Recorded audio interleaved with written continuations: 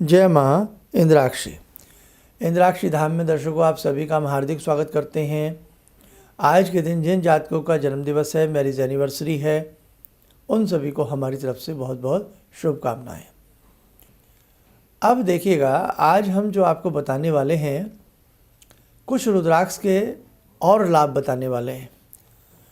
रुद्राक्ष जो भी साधक धारण करता है, नाना भांति की आध्यात्मिक प्रगति के साथ साथ उस व्यक्ति की भौतिक प्रगति भी होती है।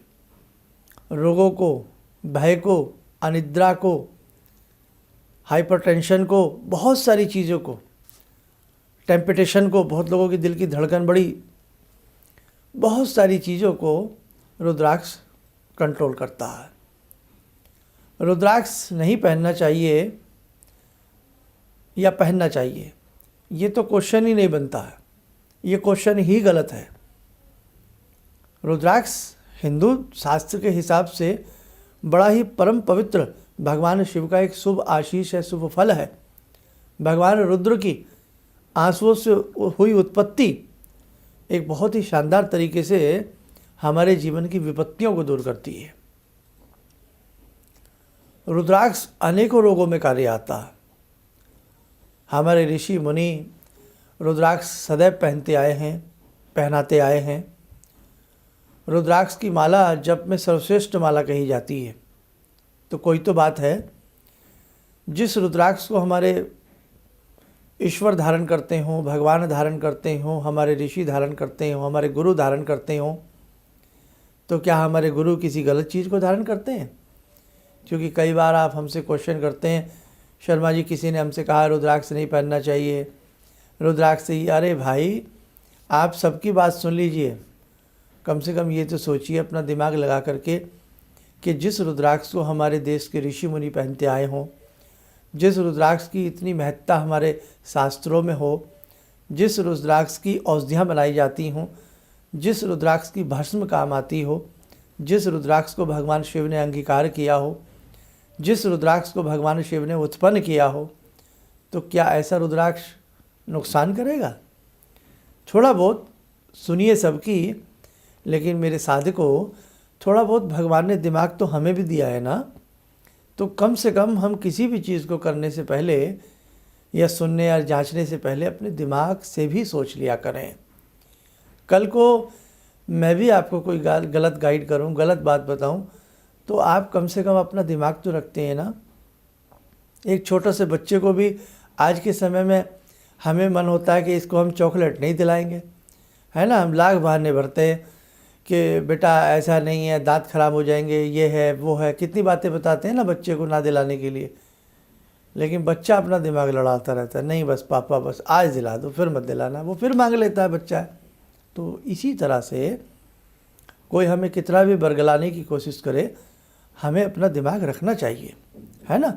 जब एक बच्चा मात्र एक चॉकलेट के लिए इतना दिमाग रख लेता है और मम्मी पापा को बहला फुसला करके खा ही लेता है ना, तो कम से कम भाई अपना दिमाग यूज़ किया करें। शास्त्रों की अवहेलना कदापि नहीं करनी चाहिए। और जो शास्त्रों में हमारे ऋषि मुनि लिख गए, जो शास्त्रों में ऋषि मुनि बता गए, इतना ज्ञान तो हम 1,00,000 बार मर कर के जन्म ले लेना तो भी नहीं हो सकता। बड़ा मन में टीस पहुंचती है, बड़ा मन में दुख पहुंचता है कि कोई भी आकर के ये कह देता है कि हनुमान चालीसा में तुलसीदास जी का नाम मत लगाओ, तुम्हें फल नहीं मिलता, तुम अपना नाम लगाओ। बनाई थी ना मैंने एक वीडियो। अरे तुलसीदास जी से आप अपना मुकाबला कर रहे हैं? हम लोग तुलसीदास जी से अपना मुकाबला कर रहे हैं भाई? कर ही नहीं सकते, मुकाबला हो ही नहीं सकता। जिन्होंने रामायण की रचना करी हो, जिन्होंने न जाने कितने छंद लिखे हों, न जाने कितने लोगों को भक्ति के सागर में डुबाया हो, राम जी के अनन्य भक्त, हनुमान जी के न जाने कितनी बार उन्होंने दर्शन किए हों, उन तुलसीदास जी से हम अपनी तुलना कर रहे हैं? उनका नाम हटाने की हम बात कर रहे हैं? लिखी क्या, किसने लिखी है? तुलसीदास जी ने। ये हनुमान चालीसा लिखी किसने है? जिसने लिखी हम उसी लिखावट को मिटाने का प्रयास कर रहे हैं। कैसे कैसे लोग इकट्ठे हो गए धर्म का विनाश करने के लिए, और हम लोग धर्म की लोलुपता में आकर के अपने फ़ायदे के लिए हम उनका तुलसीदास जी का नाम हटा करके महेश कुमार, सुरेश कुमार, सुमेश कुमार, कामनी देवी, सामनी देवी, क्या मतलब है? आप लोग रोटी खाते हैं, अन्न खाते हैं, थोड़ा बहुत दिमाग रखिएगा कि ये व्यक्ति गलत गाइड कर रहा है। इसलिए मेरे साधकों, बहुत ही आवश्यकता है समय में, हमें बहुत कुछ सीखना है और बहुत कुछ अपने बच्चों को सिखाना है। वेद व्यास जी ने वेदों का रचना की, लिखे ना वेद व्यास जी ने वेद, तो हम वेद व्यास जी का नाम हटा दें, अपना लिख लें। मेघ शाकुंतलम किसने लिखा साहब? कालिदास जी ने लिखा, तो उनका भी नाम हटा के अपना लिख लें। हमें पैदा किसने किया? भगवान ने और हमारे माँ बाप ने, तो माँ बाप का भी नाम हटा दें, हम अपना लिख लें। कैसी फूड़ बातें, कैसी पागलों वाली बातें लोग हमें समझाए जाते हैं, और उनसे सुंदर हम हैं कि हम अपने तुच्छ लालच के लिए किसी भी महर्षि का नाम हटा करके अपना नाम लिखने को आतुर हो जाते हैं। यह एग्जाम्पल देना पड़ा मुझे, क्यों? क्योंकि वही रुद्राक्ष से आप कांपते हैं, रुद्राक्ष से आप डरते हैं। रुद्राक्ष भगवान शिव का एक विशेष वरदान है। जप में किस माला को हम लेते हैं? हम रुद्राक्ष की माला से ही जप करते हैं ना। सर्वश्रेष्ठ रुद्राक्ष की माला बताई जाती है।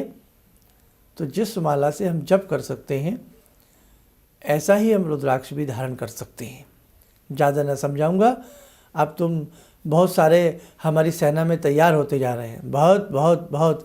हमने कल देखा, उद्घोषणा की थी कि जो भी साधक दीक्षा मार्ग से जुड़ना चाहते हैं, हमारे इंद्राक्षी धाम से जुड़ना चाहते हैं, हमें एक शिक्षक की भांति हमसे कुछ जीवन में हमारी उंगली पकड़ करके कुछ चलना चाहते हैं, सीखना चाहते हैं, आध्यात्मिक पगडंडी के एक शानदार मुसाफिर बनना चाहते हैं, तो हज़ारों की संख्या में आप लोगों के फ़ोन आ गए कल में ही। देश के विभिन्न कोनों से, प्रांतीय न जाने कितने प्रांतों से, कितने ग्रामीण आंचल से, सुदूर से, देश से, विदेश के कोनों कोनों से, न जाने कहाँ से, कल में ही हज़ारों की संख्या में गुरुदीक्षा के लिए बहुत लोगों ने बढ़ चढ़ करके अपना नाम लिखवाया, है ना। तो यही तो प्रेम है आपका हमारा। इसलिए हम तुम्हें दुलार भी देते हैं, तुम्हें हम डांट भी देते हैं। अब हमारा फ़र्ज़ है, हम तुम्हें प्यार करेंगे तो तुम्हें हम डांटेंगे भी, फटकारेंगे भी, तुम्हें हम समझाएंगे भी, हैं। तो तुम्हें अब शिक्षक की भांति हमारे साथ रहना है। और हमें तो आवश्यकता मुट्ठी भर आप लोगों की ही है। हमें बहुत बड़ी यहाँ पे भीड़ की आवश्यकता नहीं है। बहुत भीड़ पिछले 27 सालों से हमने देखी है। बड़े बड़े सेमिनार 27 वर्षों में हमने किए हैं, है ना। लेकिन अब हम अपना फ़र्ज़ समझते हैं कि आप लोगों के साथ मिल कर के अपने धर्म के प्रति, विश्व के प्रति हम एक अच्छी जागृति उत्पन्न करें और अच्छे अच्छे कार्य करें। आप लोग बस ऐसे ही मन से जुड़ना। हम बार बार इस बात को दोहरा रहे हैं। पिछले कई सालों से जो लोग दीक्षा के लिए आतुर हैं, हम उन्हें पका रहे थे, हम उन्हें समझा रहे थे। तो इसीलिए वो लोग जुड़े दीक्षा से जो लोग गुरु के मर्म को समझते हैं, जो लोग हमारे हृदय में पीड़ा क्या है उसे समझते हैं, अपने धर्म के प्रति जिनके मन में पीड़ा है, जिज्ञासाएं हैं, समाज में एक सुंदरता लाने की जिज्ञासा है और एक समाज में सौम्यता का वातावरण उत्पन्न करना है, और अपने धर्म के प्रति हमें जो भी अपने धर्म से जुड़े लोग हैं उन्हें अच्छे से और जागरूक करना है। और बहुत सारी बातें, अब यही तुलसीदास जी का नाम हटा दो, तो ये सब अंधविश्वास फैलाया जा रहा है ना किसी न किसी रूप में। और रुद्राक्ष मत पहनो, रुद्राक्ष धारण मत करो, तो ये सब चीज़ें क्या है? फिल्में बन रही हैं, बताइए। हैं, एक पागल ने उसने फिल्म बना दी, रुद्राक्ष का उपवास कर रहा है वो पागल। अरे उससे पूछे तेरा कोई लेना देना है? तेरा जब कोई लेना देना ही धर्म से नहीं है, इस धर्म से नहीं है, तो लोग तो हम पागल हैं ना कि ऐसे लोगों को हम सिर पे बिठा लेते हैं। तो कहने का भाव आप समझिए कि किस प्रकार से फिल्म वालों ने भी हमारे धर्म को बदनाम करने का समय समय पर प्रयास किया है। कैसे आप देखते हैं एक दूसरे पे व्हाट्सएप जाते हैं, कैसे फिल्मों में ठाकुर बना दिए जाते हैं, ठाकुर को बदनाम करने का प्रयास किया गया कि साहब ठाकुर साहब ही बंदूक चलाएंगे, है ना। देखा आपने पंडित जी को कैसे उन्होंने चोटी खड़ी कर दी, अजीब सा उनका मेकअप कर दिया, मुंह में रिवाल्वर डाल दिया साहब के फेरे कराओ, तो क्या ये सब क्या हुआ, ये किस प्रकार से छोड़ा हमें किसी ने भी नहीं है, ना फिल्म वालों ने छोड़ा। मैं सबकी बात नहीं कर रहा हूँ, क्योंकि फिल्म वाले भी बहुत मेरा कार्यक्रम सुनते हैं, आने को डायरेक्टर से प्रोड्यूसर से हमारे अच्छे संबंध है तो वो हमसे नाराज़ ना हो, लेकिन हमारी छोड़ा हमें किसी ने नहीं है। हमें सब ने खंड खंड करने का प्रयास किया। कब तक हम लुटते रहेंगे साहब?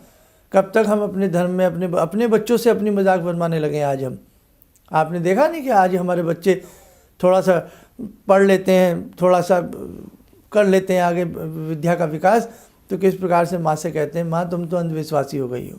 बताइए साहब, अपने धर्म पर चलना, अपने धर्म की बात करना, बच्चों के लिए व्रत रखना, बच्चों के लिए भूखा रहना, वो माँ अंधविश्वासी हो गई है।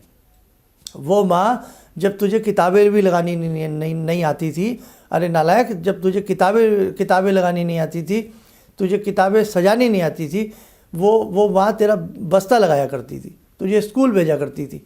आज वो माँ अनपढ़ हो गई है? जब तुझे नाक भी पोंछनी नहीं आती थी, है, और बातें तो बहुत दूर की बात है, खाना भी तुझे नहीं आता था, वो माँ तुझे सिखाती थी, तेरी अध्यापिका बनी थी। आज वो माँ अनपढ़ हो गई है, आज वो पिता अनपढ़ हो गया। तो कैसी हमारी संतानें होती जा रही हैं? क्यों? क्योंकि हमें चहुं ओर से लपेटा जा रहा है। इसलिए बहुत वैसा समय है, मरने से पहले हमें जीना है। इसलिए अब आप अलर्ट हो जाइए, और बहुत अच्छे से आज हमने अपने बच्चों को नहीं समझाया, तो आज हमारे बच्चे ही हमसे नहीं समझ पाएंगे, तो कल बच्चों के बच्चे क्या हाल होगा? सोचो आप, क्या हाल होगा? रिश्ते तो ख़त्म हो ही गए हैं, उड़ते जा रहे हैं सब। इसलिए मेरा आपसे यही प्रार्थना है कि आप सबकी सुनिए, हमारी भी सुनिए, सबकी सुनिए, लेकिन कम से कम जब भी कोई कार्यक्रम आप सुन रहे हैं, कुछ आप पढ़ रहे हैं, कुछ आप कहीं से देख रहे हैं, तो कम से कम इसका इस्तेमाल कीजिए, ताकि तुम्हें पता लग सके कि कहीं हमें कुछ गलत शिक्षा तो नहीं दी जा रही। ये सब बातें बहुत अच्छे से आपको समझनी है, बहुत अच्छे से हमें सबको आगे बढ़ना है। और हम किसी का निरादर नहीं करते, लेकिन कम से कम हम जिस धर्म में उत्पन्न हुए हैं, पैदा हुए हैं, हम अपने धर्म का तो आदर करना हमें आ जाए। जब हमें अपने ही धर्म का आदर करना नहीं आएगा, तो हम दूसरों का भी आदर नहीं कर सकते। अब ज़्यादा नहीं कहूँगा, शॉर्टली यही रुद्राक्ष की हम आपसे बात कर रहे थे। बहुत अच्छा होता है रुद्राक्ष, बहुत ही अच्छा होता है। जिन्हें नाना भांति के रोग होते हैं, अनिद्रा रहती है, भय रहता है, अज्ञात भय रहता है, ऊपरी प्रेशर रहते हैं, नहीं जाने किन किन चीज़ों से जो व्यक्ति डरते हैं, उनके लिए रुद्राक्ष बहुत अच्छा कार्य करता है। 9 मुखी के 9 रुद्राक्ष देवी स्वरूपा होते हैं, भगवती स्वरूपा होते हैं। चांदी में मढ़वाकर, सोने में मढ़वाकर या केवल लाल धागे में पहनना 9 का आंकड़ा पूर्ण होता है, तो बहुत अच्छा शानदार कार्य करता है धीरे धीरे।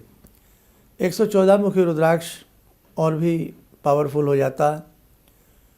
कई प्रकार के रुद्राक्षों का संयोजन करके 114 मुखी रुद्राक्ष बनाया जाता है, बहुत अच्छा कार्य करता है। शिव परिवार हुआ, गौरी शंकर हुआ, गणेश रुद्राक्ष हुआ, क्या बात है साहब, बहुत अच्छा कार्य करते हैं। तो इसलिए आप रुद्राक्ष पहना करें, रुद्राक्ष पहन सकते हैं। और बहुत लोगों की डिमांड आ रही है कि शर्मा जी केवल 9 मुखी के 9 दानों पर अच्छे से विस्तारित टिप्पणी करें। ज़रूर करूँगा। 114 मुखी के लिए बहुत लोग आतुर रहते हैं, इस पर भी टिप्पणी करूँगा। अब बहुत सारी बातें हैं आप लोगों को सिखानी है, और आपको सीखनी ही पड़ेंगी। दीक्षा के लिए आप बहुत दूर दूर से जुड़ रहे हैं, बस चलते चलते यही कहूँगा, अब जीने की बारी है बहुत अच्छे से, और अच्छे से कुछ सीखने की और सिखाने की बारी है। बहुत मुश्किल से ये मानव का जीवन मिलता है।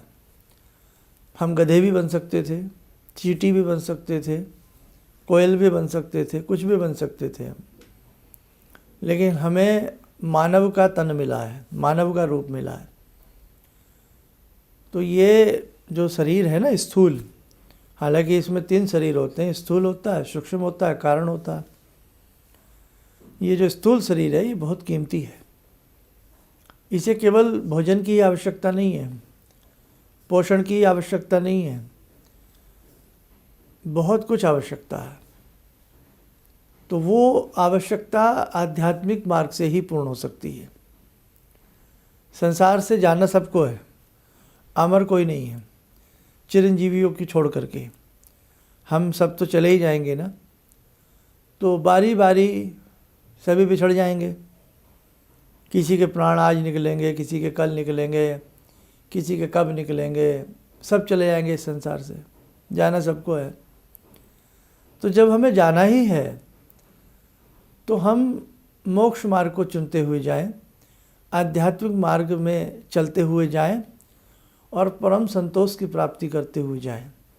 सीख करके जाएं अच्छे से, और अपनों को और बहुत लोगों को अच्छे से सिखा करके जाएं। बस आज का यही निवेदन है। आप ऐसे ही जुड़ते रहिएगा और इन बिटवीन जो भी संदेश होगा हम आपको सब बताते रहेंगे। जय माँ इंद्राक्षी।